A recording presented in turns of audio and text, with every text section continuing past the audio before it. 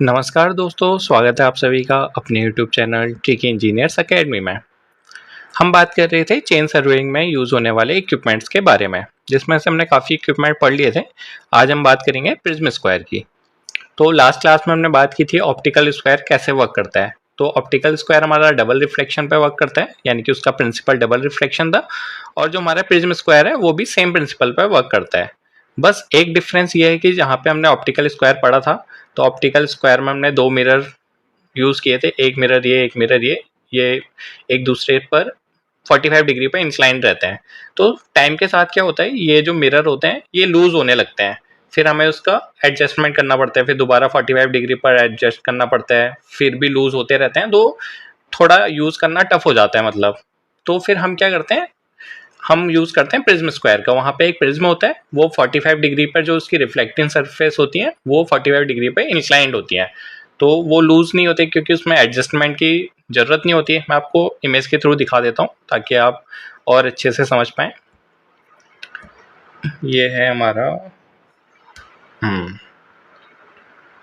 ये है हमारा प्रिज्म स्क्वायर।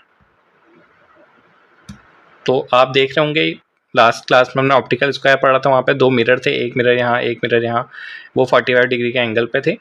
तो इसमें क्या होगा, इसमें हमने एक प्रिज्म का यूज़ करा है। ये पेंटागन प्रिज्म भी हो सकता है, राइट एंगल प्रिज्म भी हो सकता है। हम मेनली पेंटागन प्रिज्म ही यूज़ करते हैं क्योंकि ज़्यादा एडवांटेज रहता है उसमें।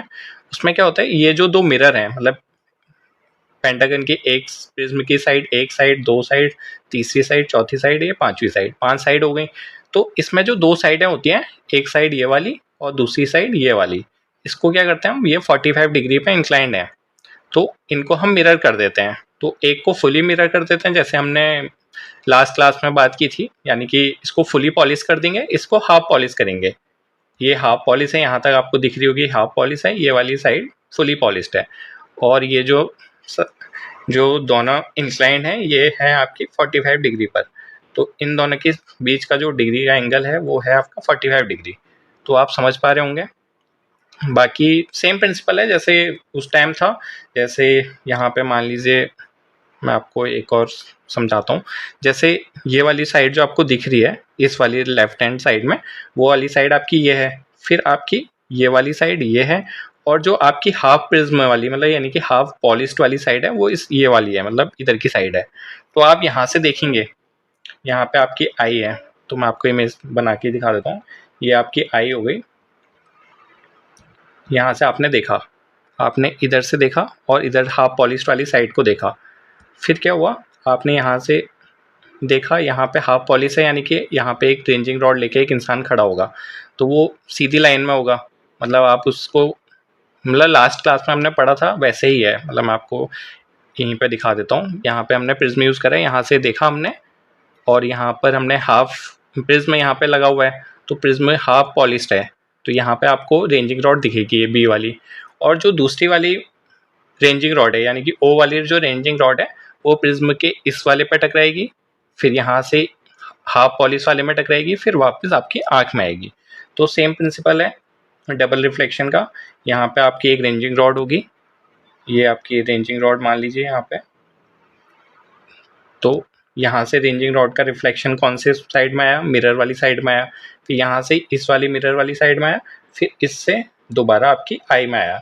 तो आपने आई से एक रेंजिंग रॉड यहाँ पे देखी, एक रेंजिंग रॉड यहाँ पे है, ये भी रेंजिंग रॉड है, ये 1 हो गई, ये 2 हो गई।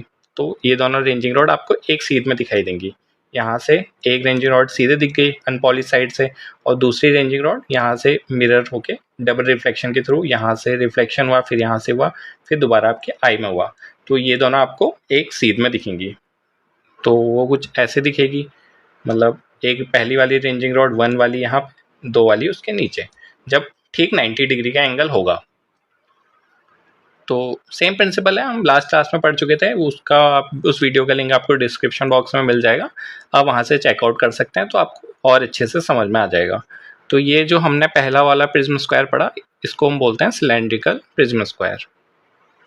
लिख भी देते हैं, ये वाला है हमारा cylindrical prism square. Prism square. बाकी लिखने की ज़रूरत तो नहीं है, ये 45 डिग्री पे इंक्लाइंड होती है। यहाँ पे ये आपका हैंडल है, ये आपका हैंडल हो गया। यहाँ पे हुक दे रखा है, यहाँ से क्या होता है, आप जो प्लम बॉब होता है उसको लटका के देख सकते हैं। जैसे आप हाथ में पकड़ेंगे तो वो सीध में है नहीं है, यहाँ से आप प्लम बॉब लटकाएंगे। अगर आपको नीड है, अगर आप ज़्यादा एक्यूरेट चाहते हैं तो आप यहाँ से प्लम बॉब लटकाएंगे, यहाँ से नीचे ऐसे कुछ प्लम बॉब होता है, तो वो आप देख पाएंगे कि वो 90 डिग्री पे है या नहीं है। बाकी सेम प्रिंसिपल है, बाकी इसमें कुछ लिखाने की ज़रूरत तो है नहीं।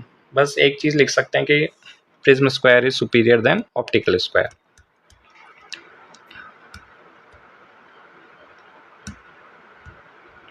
Prism square is superior than optical square, क्योंकि because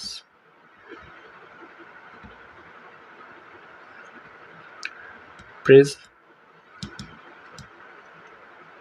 has no need of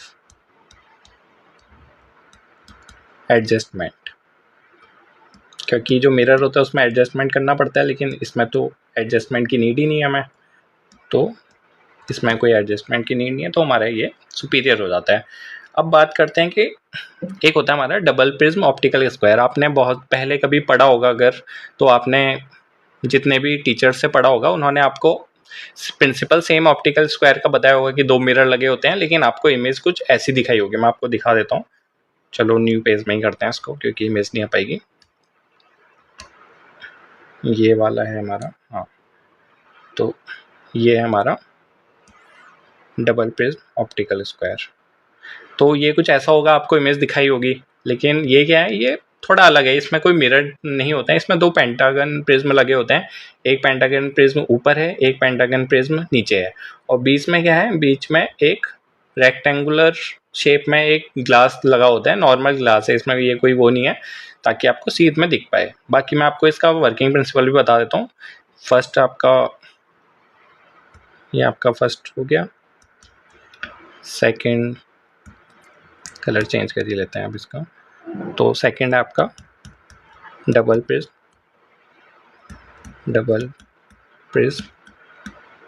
optical square. इसको डबल प्रिज्म ऑप्टिकल स्क्वायर बोलते हैं या डबल प्रिज्म स्क्वायर भी बोलते हैं, क्योंकि इसमें दो प्रिज्म लगे होते हैं, दो पेंटागन प्रिज्म लगे होते हैं। बाकी मैंने आपको इमेज दिखा दी है, बाकी आप इसका वर्किंग प्रिंसिपल भी अब एक एक करके देखते हैं।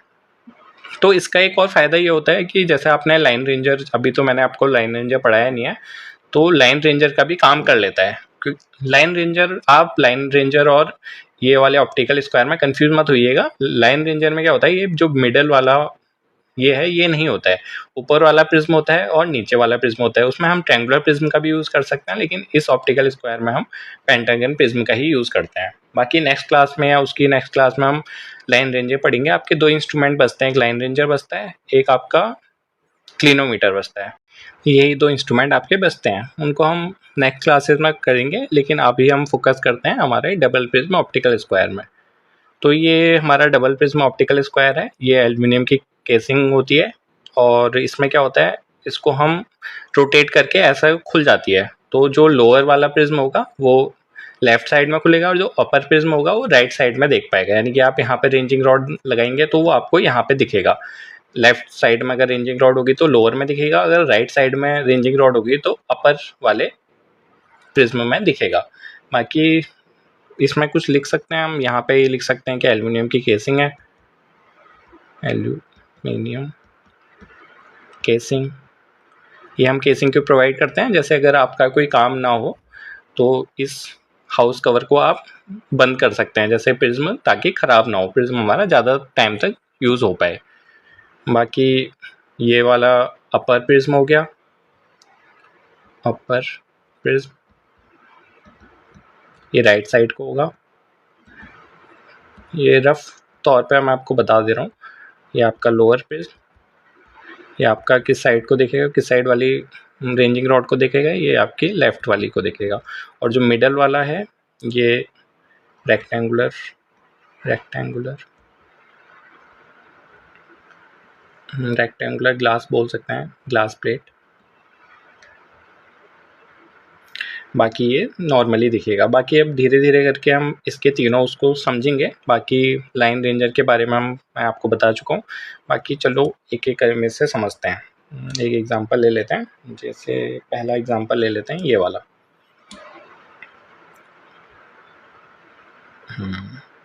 ठीक है। तो आपने क्या करना है, यहाँ पे इसको सेटअप करना है। मतलब ये वाला जो आपका ये है डबल प्रिज्म ऑप्टिकल स्क्वायर रखना है। और मैंने आपको बताया था कि इसके अगर लेफ्ट में होगी तो लेफ्ट वाला हम नीचे वाले उससे देखेंगे, और जो राइट वाला होगा उसको अपर वाले से देखेंगे। तो एक और इमेज ले लेते हैं ताकि आपको समझ में आ पाए। लेफ्ट वाला और ये वाला ये है, यहाँ पर रख लेते हैं ताकि आपको इसलिए दिख पाए। ठीक है, अब आप समझ पाएंगे। यहाँ पे हमारा ऑप्टिकल स्क्वायर है। आपने क्या करना है, पहले जो चेन आपकी बिछी हुई है, आपकी चेन लाइन है, चेन लाइन पे आपने ए पॉइंट पे रेंजिंग रॉड इंसर्ट की। रेंजिंग रॉड इंसर्ट किया आपने, यहाँ से देखा लोअर वाले प्रिज्म में, ये वाले प्रिज्म में देखा आपको ये रेंजिंग रॉड दिख रही है नहीं दिख रही है। तो ये रेंजिंग रॉड जब आपको दिखने लगेगी, फिर आपने कहा ठीक है। फिर क्या करेंगे आप, जो यहाँ पे एक इंसान खड़ा होगा वो रेंजिंग रॉड लेके, आप उसको बोलेंगे कि लेफ्ट या राइट। अगर यहाँ पे खड़ा है तो आप बोलेंगे राइट को, अगर यहाँ पे खड़ा है तो आप बोलेंगे लेफ्ट को। जब वो लेफ्ट को आते रहेगा आते रहेगा आते रहेगा, जब वो इस सीध में आ जाएगा तो क्या होगा, जो आपकी रेंजिंग रॉड है वो आपको मिडल वाले में दिखने लगेगी। यानी कि लेफ्ट वाली जो रेंजिंग रॉड है वो नीचे वाले में, राइट वाले अपर में, और मिडल वाली जो सीधे होगी जो 90 डिग्री के एंगल पे होगी। यहाँ से आप 90 डिग्री के एंगल पे ये वाली रेंजिंग रॉड जब आपको एक सीध में दिखने लगेंगी, जैसे आपको इस इमेज में दिख रही है, तो आप क्या कहेंगे, ये वाला जो एंगल है आपका 90 डिग्री का एंगल हो गया। तो ये वाला जो एंगल है ये आपका 90 डिग्री का एंगल है। तो आप इस तरीके से पता कर पाएंगे। बाकी मैं आपको लाइन रेंजर है उसका प्रिंसिपल भी आपको यहीं पर समझा देता हूँ। तो नेक्स्ट पेज में करते हैं। नेक्स्ट पेज में हम एक और इमेज लेते हैं ताकि हम एक और उसको समझ पाएँ। तो ये है वो इमेज। तो आपने ये इमेज ली, आपने क्या करना है, यहाँ पे ए पॉइंट पे एक रेंजिंग रॉड गाड़नी है, बी पॉइंट पे एक रेंजिंग रॉड गाड़नी है। आपने अप्रॉक्सीमेटली सी पॉइंट पे खड़ा हो जाना है, या तो इसके बीच में कहीं पे भी, आप यहाँ पे भी हो सकते हैं, यहाँ पे भी हो सकते हैं, कहीं पे भी हो सकते हैं। फिर क्या करना है, आपने जो लेफ्ट वाली उससे, मैंने आपको बताया था जो लेफ्ट वाली रेंजिंग रॉड है उसको लोअर प्रिज्म से देखना है, और जो राइट वाली रेंजिंग रॉड है उसको अपर प्रिज्म से देखना है। तो एक और इमेज ले लेते हैं यहाँ से। तो ये वाली इमेज कुछ यहाँ पे रख लेते हैं। ठीक है, छोटा कर लेते हैं इसको, यहाँ पे रख लेते हैं। तो आपने क्या करा, इस पॉइंट पे ऑप्टिकल स्क्वायर रखा, और आपने लोअर प्रिज्म से देखा राइट हैंड साइड वाली को, और अपर प्रिज्म से देखा पॉइंट बी वाली यानी कि राइट हैंड साइड वाली को, और लेफ्ट हैंड साइड से लोअर वाली से देखा।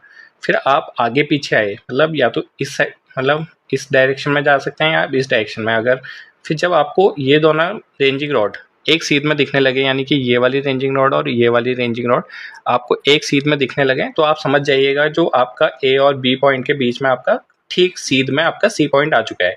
यही सेम काम आपका लाइन रेंजर भी करता है। तो लाइन रेंजर की मदद से भी आप इंटरमीडिएट पॉइंट निकाल सकते हैं, और आप डबल प्रिज्म ऑप्टिकल स्क्वायर से भी निकाल सकते हैं। क्योंकि मैंने आपको बताया था जो लाइन रेंजर होता है उसमें दो प्रिज्म लगे होते हैं, बीच वाला ये जो रेक्टेंगुलर पोर्शन है ग्लास का, ये वाला नहीं होता है। तो सेम काम है उसका, हमने रेक्टेंगुलर पोर्शन का कोई काम किया नहीं है। और फिर क्या करते हैं, हम इसी मदद से एक और इमेज ले लेते हैं, फिर एक और प्रिंसिपल समझ लेते हैं। तो यहाँ पे ले लेते हैं एक और इमेज, ये है वो इमेज। ठीक है, और यहाँ से एक और इमेज ले लेते हैं, वो इमेज है ये वाली। इसको भी थोड़ा छोटा कर लेते हैं। ठीक है, अब आप देखेंगे कि मैंने आपको बताया था जो ऊपर के दो प्रिंसिपल बताए थे, राइट एंगल निकालने का और जो इंटरमीडिएट पॉइंट इस्टेब्लिश करने का। अब उन दोनों काम को आप सेम पेज पे करेंगे, यानी कि एक साथ करेंगे। आपने ए और बी पॉइंट के बीच में आपको सी पॉइंट इस्टेब्लिश करना है। पहले आप सी पॉइंट इस्टेब्लिश कर देंगे, फिर सी पॉइंट के बाद आप देखेंगे पहले आपने लेफ्ट साइड से लेफ्ट हैंड रेंजिंग वाली रॉड को लोअर प्रिज्म से देखा और फिर राइट हैंड साइड वाली को अपर प्रिज्म से जब एक सीध में आने लगेंगे तो आपका सी पॉइंट स्टेब्लिश हो गया। फिर उसके बाद क्या करेंगे, आप सी पॉइंट से जो डी पॉइंट पे जो रेंजिंग रॉड लेके इंसान खड़ा हुआ है उसको लेफ्ट राइट खिसकाएंगे। वो जो आपका मिडल उसमें प्रिज्म में दिखने लगेगा, प्रिज्म तो नहीं है, रेक्टेंगुलर ग्लास में दिखने लगेगा मिडल वाले में, जब ये तीनों एक सीध में दिखने लगेंगे तो आप समझ जाएंगे कि आपका जो सी पॉइंट है वो ए और बी के बीच में है और डी पॉइंट जो है आपका वो 90 डिग्री के एंगल पे है। तो इस तरीके से आप ये जो optical double prism optical square है वो इस तरीके से वर्क करता है। और आप इसको हाथ पे भी रख के कर सकते हैं और पोल का भी यूज़ कर सकते हैं। तो यहाँ पे हमने रेंजिंग पोल का यूज़ किया है और इसमें ये आपका वो दिख रहा है, यहाँ पे हाथ वाला यूज़ किया, ऊपर रेंजिंग पोल का यूज़ किया था हमने। तो यहाँ पे आपका प्लम बॉब लटका हुआ है, तो प्लम बॉब नीचे डायरेक्शन में कि सीध में है नहीं है, इस तरीके से हम 90 डिग्री का एंगल भी ले लेंगे और इंटरमीडिएट पॉइंट स्टैब्लिश भी कर देंगे। बाकी आप double prism optical square easily समझ गए होंगे। बाकी प्रिज्म स्क्वायर में आपका कुछ बचता नहीं है, इतना ही था। बाकी आप प्रिंसिपल मैंने आपको इजीली समझा दिया है, ऐसा आपने कहीं भी नहीं पढ़ा होगा। तो अगर आपको हमारे एफर्ट पसंद आता है तो हमारे चैनल को सब्सक्राइब कीजिए और ज़्यादा से ज़्यादा अपने दोस्तों में भी शेयर कीजिए। और इसमें लिखने वाला कुछ बचता नहीं है, चलो कुछ तो थोड़ा बहुत लिख देते हैं। एक एक्यूरेसी की बात कर लेते हैं। जो हमारी एक्यूरेसी होती है जो डबल प्रिज्म ऑप्टिकल स्क्वायर की, ये कितनी होती है, ये होती है हमारी ±1 centimetre, sorry 1 centimetre at about 30 metre, यानी कि 30 मीटर पर ±1 सेंटीमीटर का डिस्क्रिपेंसी होती है, वो आ सकती है, यानी कि इतना अंतर हो सकता है। बाकी आपका डबल प्रिज्म ऑप्टिकल स्क्वायर में कुछ है नहीं ऐसा, मैं आपको बता चुका हूँ। केसिंग मैंने आपको बता दी है, लेफ्ट ये खुल जाती है, बाकी कुछ होता नहीं है। इसको हाउसिंग कवर भी बोलते हैं, चलो ये भी लिख लीजिए हाउसिंग कवर, ऐसे कुछ ज़रूरत तो है नहीं। बाकी आप डबल प्रिज्म ऑप्टिकल स्क्वायर भी समझ चुके हैं और सिलेंड्रिकल प्रिज्म स्क्वायर भी आप समझ चुके हैं, सिलेंड्रिकल प्रिज्म स्क्वायर। बस आज की क्लास में इतना ही दोस्तों, धन्यवाद।